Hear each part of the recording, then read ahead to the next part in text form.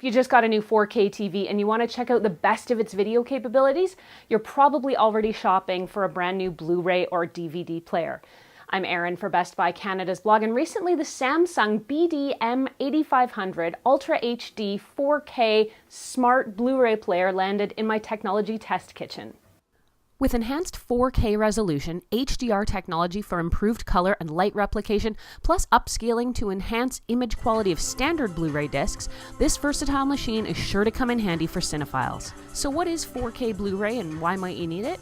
4K refers to the higher resolution video format, also known as Ultra High Definition or UHD, while Blu-ray is the gold standard for video discs today. 4K Blu-ray, therefore, is the highest quality video you can get in your home theater.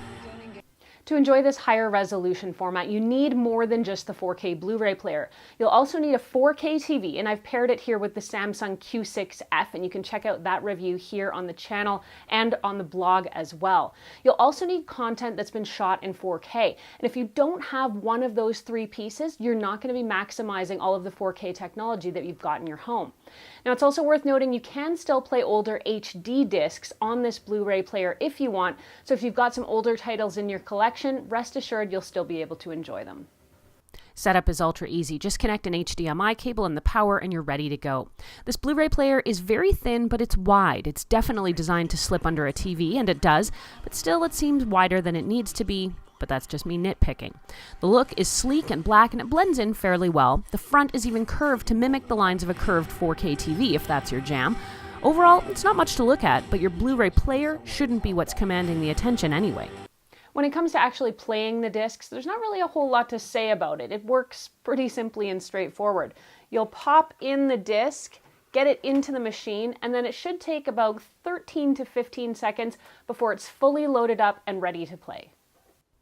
There's a basic remote control included with the device, and on the remote, which is practically twins with the Samsung Q6F TV remote, you'll find basic play, pause, eject, home, and cursor controls.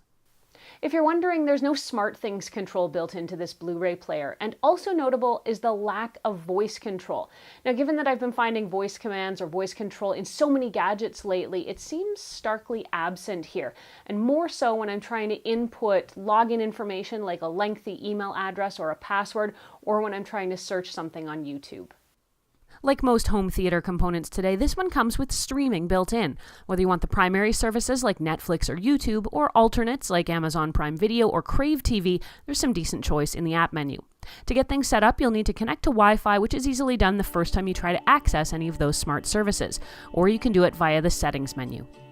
The streaming works pretty well on this Blu-ray player. Now, of course, your streaming is largely dependent on your home's Wi-Fi signal strength. Unfortunately, here for me, that's pretty good. It's also worth noting, though, that inside this Blu-ray player is its own dual-band Wi-Fi system, which helps you stream 4K data-heavy loads a lot more smoothly.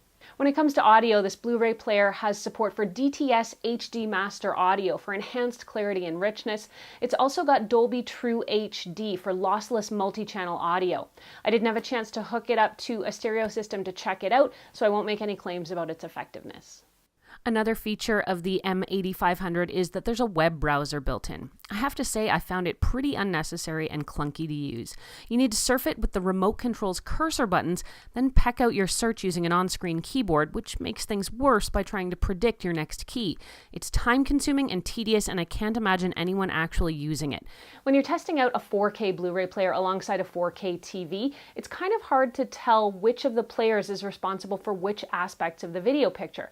After all, is it the TV that's making things look so great, or is it the Blu-ray player?